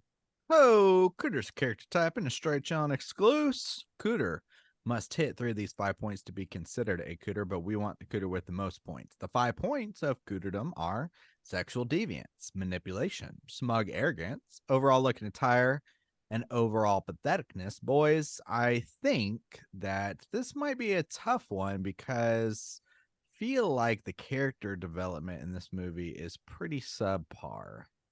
Yeah, it's kind of like We just do Dracula. It's like the only it's like one Dracula, Could, but or I don't it's- know if or it's the- Dracula is going to be good enough to hit the cooter scales. Honestly, Dude, that's how if subpar. you can't cooter up Drac, then you're doing something wrong in Cooter your up? movie. Yeah. Let's So, I see. This is mean- a pursuit of justice, not a pet project. So No, I'm speaking about the filmmaker, not us. Like if not you can't, us. yeah, Gotcha. You So can't do I that. mean, I guess honestly in this film, I might think his strongest one was smug arrogance because he doesn't speak much, and he has that one moment where he's like, "I'm not afraid of you," and he's like, "You will be, you old bitch." So I mean, that's smug arrogance, and then he gives Yeah. a sly little smile there at the end. So that's kind of like taunting. That's what I would yell at So Dracula. we got that. Anything else? Manipulation. manipulation. Yeah. I mean, they make a point, at least Yes. canonically speaking, he has manipulation because he yeah. games the scenario. He gives them a bonus if they get there straight away, and it Mm. puts them into waters that True. makes it so that the He closest also point like is the one they're heading towards. charms those that he's bitten. He can like take over their mind and shit. Yeah. So Mhm. we got that going on. Yeah. Looking attire, he looks like a pretty dapper gentleman to me. I don't know. Oh His yeah, good that He looks cane like a and hat bat. really works. The cane's He's a nice got the touch. drip. This guy. He's got that Drac- wolf cane. Drac drip. That Got that cane Drac design, drip. honestly, I thought that was pretty cheap looking. I'm not gonna lie. It didn't impress me, but like I don't know. Like I don't. It's like a At that wolf, point, I was kind of like, this just feels like a like too figurine overdone wolf thing you'd already. see in a Yeah. grandma's house or something. Yeah, my grandma keeps. He got it Dracula's from drip. Granny Drac. Family heirloom. Now you kids eat your blood sausage. Patheticness, yeah, no. no, Sexual deviancy, no. no. They didn't even make Dracula a sexual deviant. What are you doing? You don't want to see the bat cock. You know.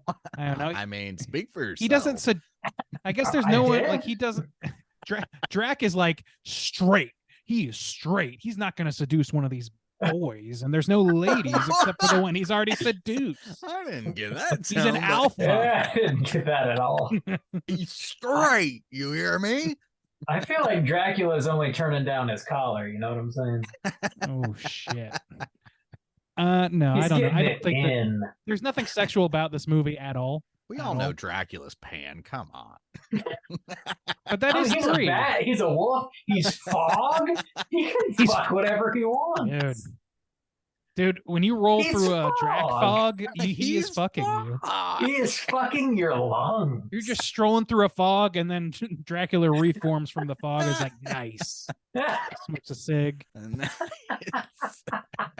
Oh, Dang. Yes, he's, that's what a boy likes. he's fucking your lungs. Bob Yeah. just fucked me. Bob Apparently, how much Bob loves it. there's not Oh even. my I didn't God. even say the word shit or poop or anything. And Bob's just I'll be here it's all night. unusual. So Yeah, yeah, all I right. don't know. I mean, maybe I don't think he I hits think enough. I mean, that's three. No, he Wait, does. what was He the hits third one? manipulation, smug arrogance, and looking attire. Yeah. oh, okay, okay. And Fine. the only other person I could think of that Barely couldn't even got stand a him. chance is the guy who the first guy he kills, who's like a little Yeah, racist. was that and I that's meant about to it. look? I meant to look Yeah. at the cast because we got old Das Malkin. the Smalkin, Onion yeah. Knight in here. What's his name? Oh yeah, Servavos. fucking Ian or Liam. Oh, Liam Cunningham. Yeah, and I was wondering Yeah. if that dude with the chops was the other guy who was in Game of Thrones who ends up banging the queen or whatever. Oh that- no. No, they look similar though, right? You know who I I'm think talking a little about? bit. I think I do. You're talking about the one that gets with Khaleesi? No. The guy who's got all the ships. He's such a huge cooter. He's a terrible character. Oh, You know what I'm talking about Oh. now, right? yeah, the They look fucking drowned similar. god kid. Yeah. Nah, I don't think they look that similar myself, but Really? Okay. I It don't is think him. so, No, but it's him. is it really? Wait. No, I don't think so. I'm looking at his IMDb right now. I don't think Oh, so. he was in I recognize that. He was in maybe Daredevil, I think, or something. Deadpool, apparently. Deadpool. He's Okay. Colossus in Deadpool. That's Oh, who really? he is. Oh, okay. In Yeah, Deadpool. which means he's there in voice only. Oh, weird. Interestingly. Okay. That's why you recognize All him. right. Well, he's not from Game of Thrones, I guess. Oh, he was in Daredevil. Okay, he was in Daredevil. Oh, okay, gotcha. I never And saw that. Stranger Things season 4. What? Oh God. He was probably a Russian soldier or something. He was a Russian prison guard, exactly. Yep. Yeah. Nailed okay. it. Okay. All right, we got Dracula, Cooter of the Week, barely squeaked by, barely. Yeah. Yeah, let's talk about what we've been watching this week. Hey, gang, what you been watching? Randeezy, what you been watching? So not a whole ton of new stuff. Still working through Tears of the Kingdom. I'm over 160 hours into it. It's great. Damn. Oh, Randy. I've been rewatching The Bear with Beck. Beck finally got on board. We finished season 2 this afternoon or this evening before this podcast. Nice. So we are caught up, and I fucking love that show. It's very, very good. Yeah. Next season is season 3, which means that inevitably people are going to start hating on it real hard no matter what happens. And Including you. I can't wait to see if I'm one of the haters. Let me be the hater I always meant to be. I was so stupid for Damn. liking this show before. I'm an idiot. I was a fool, but you can be saved. The culture. Yes, my hater boots are just waiting for me to put them on. Anyway, Damn. the new stuff the other stuff I've watched that I haven't mentioned for the last 4 weeks or whatever. I watched a true crime. It's a documentary called Glitch: The Rise and Fall of HQ Trivia, which is HQ Trivia. I don't know if you guys had heard of it, but it was like a No. live streamed game show format where you could theoretically win real money, and it collapsed on itself. It was like, anyway, I had never heard of it somehow, but apparently it was a huge fucking deal to where like the host was like on Stephen Colbert and doing all kinds of shit. Like it was a huge deal for like 6 months, and then they collapsed on themselves, and it's dead now. Or no, it's close to dead now. I don't know if it's still entirely dead. Anyway, point is, this documentary was boring to me. I did not have a stake in it, and I thought it was going to go to darker places, but it did not. It was just a business that was poorly run. It did go to a dark place where there was a suicide involved. But, Oh. Okay. Yeah. So, yeah, that was dark. Not dark enough. Bob. You want darker. For Randy, not for me. Damn. You want darker? I got you. We did a 90s night, me and Beck.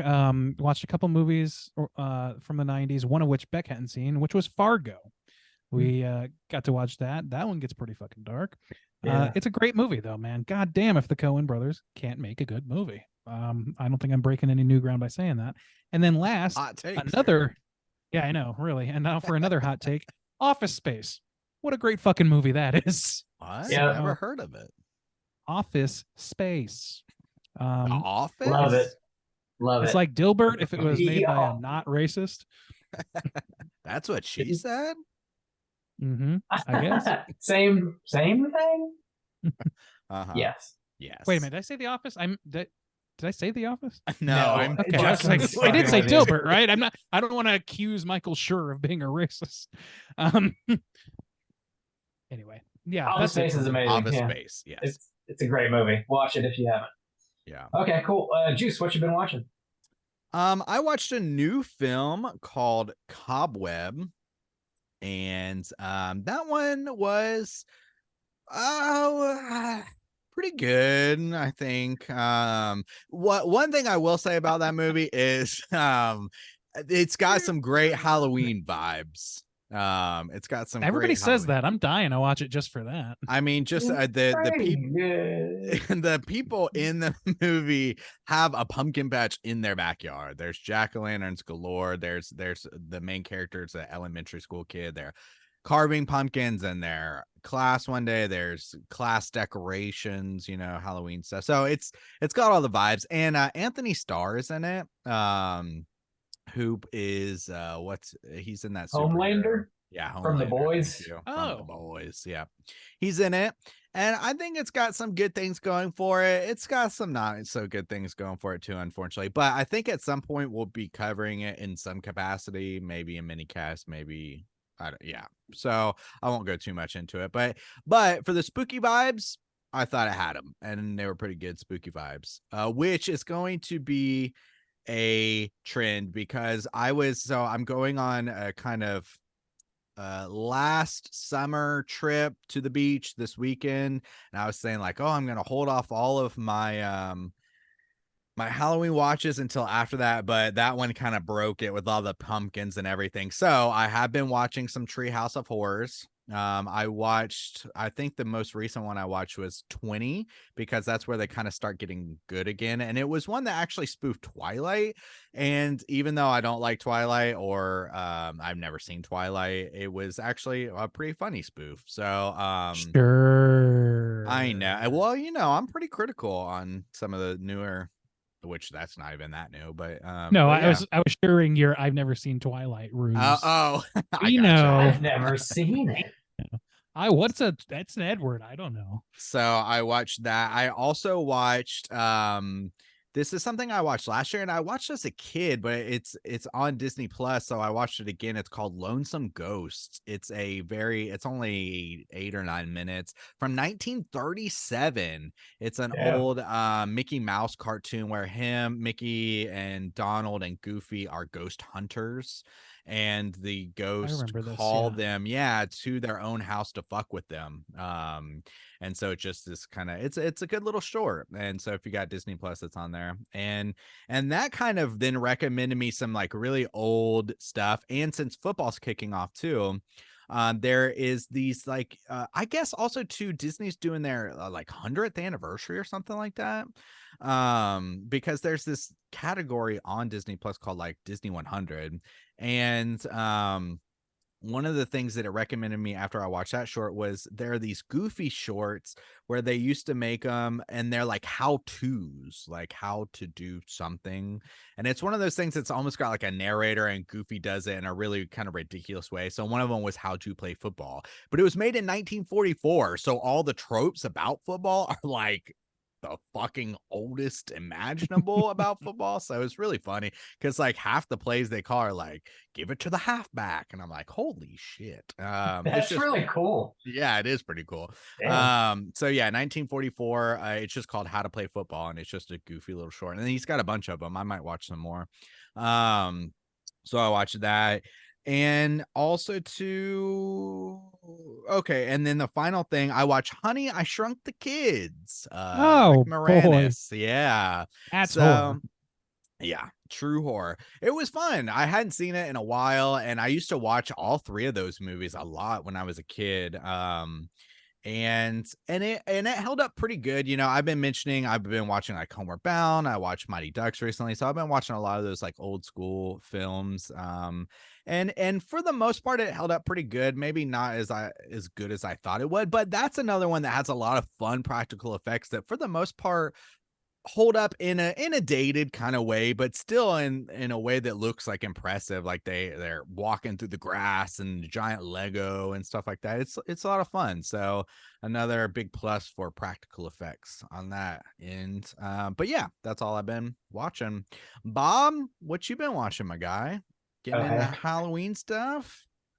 No, it's over 100 degrees every day here still, so I'm not really in the spirit. I did watch Cobweb though, just because I was really curious about it, hearing a lot of stuff about it, and it hit VOD on Friday, so you can rent it. I think I'm a little cooler on it than you are. It has some neat stuff going on. It has some like pretty bad stuff going on too, but it's got Yeah, Homelander, Lizzie Kaplan, they're like a married couple, and they've got a little boy who's like hearing crazy stuff on the wall. And You didn't say a word about Lizzie Kaplan. That really piques my interest. She fucking Ooh. rules. Ooh, Yeah. Randy, keep it in your She- pants. I she's won't. she's good in it. I mean, there's some solid acting in it for sure. I think it's I don't know. It is what it is. We might talk about it later. Some Um, things. there's some things. I watched season 3 of I Think You Should Leave on Netflix. I never really watched the show before. It just was there and I hit play and they're super short. They're like maybe 15-minute episodes or something like that. Then they're like it's comedic. There's like, I don't know, 3 skits per show and they're just funny little, really awkward bits I that don't made even me want laugh. to be around anymore. Made me laugh a lot. So I enjoyed that. I want to go back and watch the other couple seasons because I just haven't seen them. Last thing I have witnessed with my eyeballs this week was a 2-part documentary. It's on HBO. It's called If God Is Willing and the Creek Don't Rise. And it's about the city of New Orleans 5 years after Katrina hit, and they're like, trying to come back from it. And there was, I forgot all about this, that like massive BP oil spill in the Gulf, like right after Katrina, and they're like dealing with the aftermath of Katrina plus that, Yeah. and just like the horrors of all of the wildlife in the Gulf just being covered in oil and dying, and like it's just nightmarish. And that freaking oil spill lasted for 90 days. They just Yeah, let it's it just pouring. pour oil for 90 fucking. It is Now we're eating that shit. insane. Go out It's to old Joe's Crab Shack. it is Yeah, dude, infuriating to watch that shit. It is like heartbreaking. It's like it's like 2 parts, and each part's like 2 hours. It's a lot. It's a lot for your soul to handle. I didn't realize those were my For what? some reason, I thought the BP was years later. Like I would have, if I had to guess, I would have said around like 2011, 2012. I didn't realize it was back to back like that. Yeah, it was like 4 or 5 years after Katrina, so basically back to Well, then back. oh, okay. was- Then that would be 2011. Okay. Yeah, it was like, I mean, Katrina the city was still in 2006. shambles, so like Oh, okay. they weren't like good to go, and then there was another problem. Okay. It was pretty fucked up still. Okay. So yeah, that was Spike Jones directed that. He did like another 2-part documentary that was just about Katrina, and then I guess he came back and did this like follow up a few years later. And so what's all the that's name on again? HBO. If God's Willing and the Creek Don't Rise. Okay, that is. I got to see if it affects my soul. So It Yes. will. And you want to watch the It other will one? remind you how terrible the world is, Randy. Goddamn. I When need the to be levees reminded. when the levees break is the Yeah, first thing that's he the did. one It's I knew, just- and that's why I was yeah. like, I didn't think that was so long, but I see now. Okay. Yeah. So all that's on HBO. If you want to be sad, watch that. Always. I also want to be sad. That's all I've been watching. We do have 2 voicemails this week, so let's jump into our hotline screams. Hotline scream.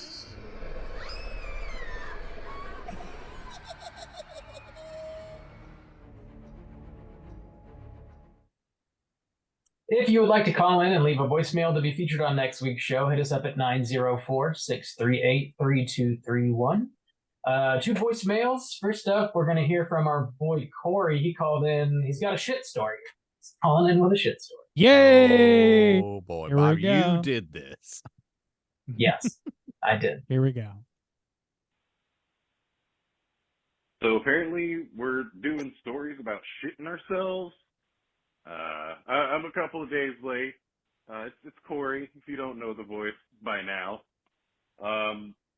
Yeah, Juice, don't worry. Don't worry. I've never actually shit myself. But there's a reason for that. So Bob, don't let this dissuade you. When I was like 18, 19, I worked at Lowe's. And I walked to work at the time. It was 5.5 miles, and I was speed walking. I could get there in 50 minutes. There was one morning, y'all, this is the Lowe's at Regency. You know the one. You 3 do. So I am almost at work, and my bowels are like ready to go. but I always get to work early, so there's no access to the bathrooms. My shift starts at 4. It starts at 4 in the morning, so everything is closed. So this one day, the bomb is ready to drop. Things are ready to go. I am almost at work, and I can't hold it anymore. And so there's a Steak and Shake right there next to that Lowe's. So I run up there. All the lights are on, but nobody's actually in there. Go into the bushes, drop trowel, and have the cleanest deuce I've ever dropped right in their hedges. There were no options. There was nothing I could do, so like I had to do that. So that is the reason why I've never shat myself, is because I am perfectly willing to find a bush somewhere to take care of business. Yeah, I hope that's an entertaining story. Miss you guys. But What a Corey, man. how did you wipe? He said it was a very clean shit. It launched Okay. out of his asshole. It It missed his launched. cheeks entirely. I just blew out. Yep. Damn, I gotta check That in was with good. Corey. Corey, I haven't talked with you in a while. I'll get with you soon, Yeah. Tell me more about your bowels. my guy. Steak and shits. You Yeah. know, that's. I was Oh, once boy. in the car with a mutual friend of ours who will go nameless. As he Oh, you proceeded mean to- yeah, that's what I mean. And like he was driving to his apartment, he was driving and farted the most foul smelling fucking thing I have ever smelled to this day. Smelled like a dumpster fucking on fire that hadn't been emptied in 16 years behind a fucking a liposuction clinic or some shit. And we got to his apartment and he immediately went to the bathroom and was in there for way too long. And we came out, I was like, you shit your pants, didn't you? Yeah. So I was trapped in a car that did not have working windows for like 10 minutes while waiting to get to the fucking apartment as this man shat his pants. So that's a thing that happened to me. I've never I've sat heard next to that. someone when they shit their. I don't think I've heard that story either. That Oh, sounds like fuck. my I boy. don't know that I've ever told it, but It sounds like my boy Cobb Loff. not present company. I will clarify that. Uh-huh. Oh, man. Okay, sure. So yeah, shit stories. Always a go. blast. That's good shit. You shit your Good pants. Who else we shit. got, Bob? Hey, at least he didn't shit in the pool, right? Never shit in the pool. Thank you for calling, Corey. Thank you for sharing. Glad you dodged that bullet. Next up, we're going to hear from Pappy. See what he's got to say. Hey guys, it's your boy Pappy. I've called before to talk about Eden Lake and Men, but I wanted to chime in with a few things here after listening to your Haunted Mansion episode. First thing is, I want to talk about the director, Justin Simeon. You guys had briefly mentioned that, you know, he got to start directing a movie called Dear White People. I highly recommend that you check that movie out. That is his debut film. It's a dramedy, 2014. Let me give you the premise. At a prestigious, predominantly white university, a group of students are forced to confront prejudices about their own and other people's cultures. I think it's a really good film. It's on Amazon Prime. I highly recommend it. The Netflix show, I don't recommend as much because they take the premise and just stretch it out into multiple seasons, and it got boring. I stopped watching it after a few seasons. But that's on Amazon Prime. But I bring that up because I think if you watch that, you'll see that, you know, it makes no sense to hire Justin Simeon to direct Haunted Mansion. But with that, I'll move on. I want to talk about, because you were talking about best and worst movies of the year so far. My best movie, number one so far of the year, is Infinity Pool. I just love everything that David Cronenberg puts out. But I really want to talk about my three worst movies of the year, starting with number 3, The Outwaters. It's a found footage movie. It's freaking terrible. It doesn't make any sense, and it breaks the rules of found footage films. I regret letting my curiosity get the better of me. It has a 74% on Rotten Tomatoes, but 45% audience score. You do the math. Number 2, Quasi, which is the latest Broken Lizard movie.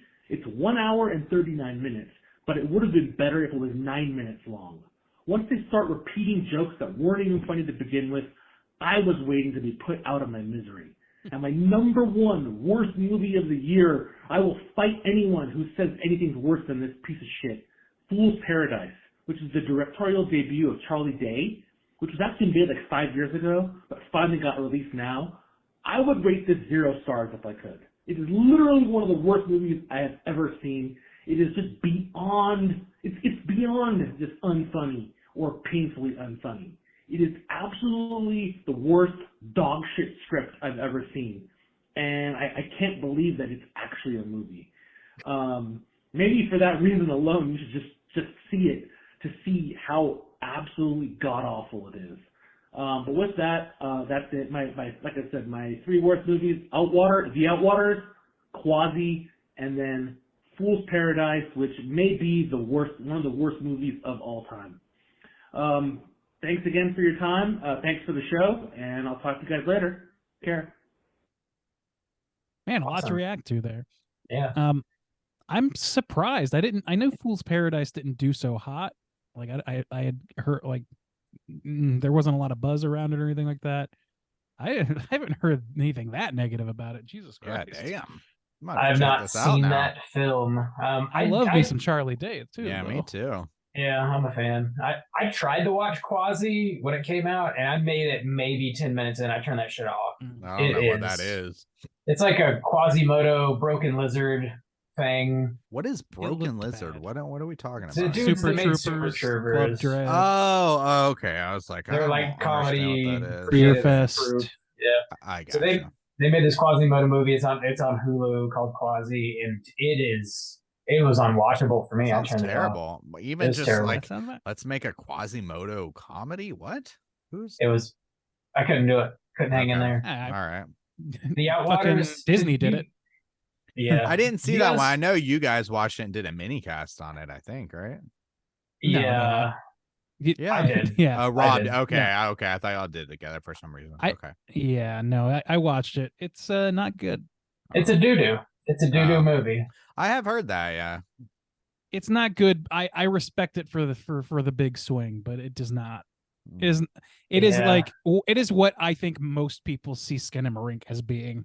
Okay. It fits in that same space, but it does all the things that I would argue against for Skinamarink that makes Skinamarink interesting and fun to talk about and fun to think about.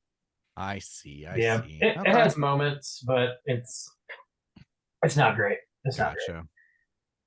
Gotcha. Infinity Pool, solid. I think he said David yeah. Cronenberg, by the way. I didn't think he said Cronenberg at all. Oh, oh, really? Yeah, I thought he He said said some David other Cronenberg. name, and I was like, "Wait a second, that's Cronenberg." Yeah, okay, I don't know. I No, misheard. I think he said David. I think he said the wrong Cronenberg, which is Oh, understandable. okay, it's but Brandon. For the record, the correction. It's old. Let's go, Brandon Cronenberg. Yes. Bob, you okay? No. That looks like a no. Tell me we have most of this episode recorded. Oh my God. Did you fuck us? Bob? Twist it. If you can hear us, give yourself a little tap on the fanny. Slap yourself in the face. Just slap it. Okay. Well, I mean, he's been talking to us this whole time, so I assume he's been Yeah, recording. clearly it's a new issue. Yeah, he all of a sudden can't hear us for some reason. We're taking over. All right.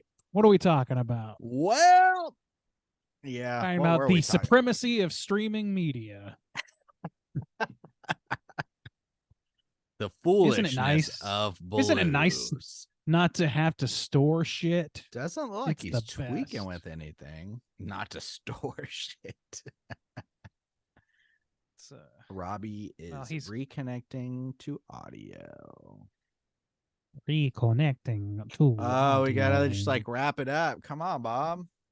We just got like 2 more minutes to wrap it up. Oh, God. Bob. Let's get into this piece of shit. It's all Robbie did not Bob's connect to fault. audio. It said. Does it here? Can we help him? Like here, let me go to the settings. Yeah, he's got his audio turned off. Hang on. Won't let me do anything though with it. Bob. For some reason, it probably like wiggled loose or something. Man, that's fucking terrible. You remember I told you that we had flooding at that dog, Yeah, that pet store? at the pet store. Beck just texted me and said that several of them died, which is fucking horrible. No. Fucking horrible. I don't know why I'm getting updates on such the horrible pet things, store. but also it kind of looks like I have Dracula ears for horns. Yeah, it does. It's perfect. That's how I like it. Bob, are you can you hear us? Can you hear us? I mean, he could just close out the episode, I guess. And that's been Straight Chillin'. Next week, we are talking about Found from 2012. Time. Everyone keep hanging out. Fuck. It's a Patreon pick, I think. What is that? Here's Rob. Here he is. Ba-da-ba-ba-ba. Once I pooped in my pants in school and I just left it in all day. I just left it in all day long. Baby. Now I can hear you. Good. Hey, where'd you drop us? Yeah, where did you drop us? I don't remember what we were talking about. We were talking about Infinity Pool. David and or Raymond Cronenberg. Thank God you got most of it. Yeah, that's important. My computer just like fucking made a crazy fucking noise and said like, I can't find your speakers or your microphone. It's like, motherfucker, they're built into you. They're built into you. That's not good. Yeah, they're built. Where are they? Where did they go? I don't know where they are. Where's my kidney? I don't. Bob, stay Where off is of your it? crazy scat porn on that computer, okay? That's for podcasting only. I've only ever used Zoom on this computer ever. Like the fact that it would fuck up. I don't know. This is my scat porn computer, you know. Everybody's got to have one. Don't touch that dial. You need to hear. Gotta have a dedicated computer for that stuff. You don't want to. This is my pornographic computer. Your work comp, you know. Yeah. My scatological computer. All right, let's wrap it up. Hey, Pappy, thanks for calling in. Definitely good to hear from you. Thanks for sharing your best and worst of the year. Again, if you guys are listening, want to call and leave a voicemail for next show, hit us up at 904-638-3231. If you guys have any prompts you want to throw out for next week? What is on your spooky playlist for this year? Which ones you hitting? Anything new? Sure. Who's broken the seal on Halloween shit? Movies or music? Both, I guess. Both. Anything. Yeah. I don't know. You got some spooky tunes. I want to hear about that. Sure. Yeah. Yeah, why not? Let's hear about some spooky tunes. Let's get into it. Come on. Even though I guess by next week it'll be late August. That might matter to some, but not to me. I put a picture on the Slack. I was walking in the park. It's still pretty, like, for the most part, hard as shit here. The only good thing is we had this kind of hurricane roll through, and like the past 2 to 3 weeks, even the night times have felt oppressively hot. Like it's not even cooled down at all, but at least that kind of cut away, and the nights have gotten like, I think it's better by comparison. It's still pretty warm. Like if you go out, like if I ride my bike, I still get pretty sweaty and stuff, but I was walking through the park and just a couple of the leaves are starting to get yellow. And I was like, whoa, here we go. Whoa. Just the tip, Lee. Whoa. Just the tip. And it's not oppressively hot at night anymore. So yeah. That's always a plus. That's nice. Good for you. Good for you. Yeah, call in 904-638-3231. Let us know what you're watching and listening to for spooky season. Let's get you in the mood. Or call in with more shit stories. That was nice. Yeah, shit stories are always welcome. Nice. That prompt is just, it's pinned to this podcast. It's Everbrown. It's always there. Or Hotline Kinks. You can always call in about your kinks. You know, it's been a while. They could be Maybe- related. They could exactly. be. Let's just cross. Yeah, Let us know. cross-promote Let here. us know if you're a big You like scat shit? porn aficionado. You like it? You like it? Do you Oh, like it? No. Okay. We're really inviting an element. Yeah. Anyways, we're gonna be This back show next week. just shot up in ratings. Our numbers are doing crazy. We should have been No, talking about shit the whole time. Whoa. All right. Yeah. Well, we're gonna be back next week with a brand new show. As always, we're gonna be jumping into another Patreon pick. This one was chosen by your boy Dongster Sam. The movie is Found from 2012. There's I a was lot of right. movies. There's a lot of movies out there called Found. Make sure it's the one from 2012. It's also on Tubi. You can watch it there. I'm sure you can find it anywhere else, but it is on Tubi for those of you that are Tubi hounds. All right, Donkster Sam, don't let me down here. I'm really counting on you. We're counting on you, Dongster. We're counting on you. I put all my faith in you. Help me, Sam. Dongster. You're my only hope. Yeah, slam your eyeballs into Found. Get ready for next week's show. Until then, find us on all the social medias. You can just search Straight Shilling Podcast. We will pop up. We're on the X. We're on the Threads. We got a Slack channel if you want to join in the daily conversations over on the Slack channel. Hit us up on one of those social media outlets. I'll send you a link so you can join in on the fun. And that's going to do it. Until next week, as always, all you mother truckers, please keep chilling. Slap that bleached booty hole.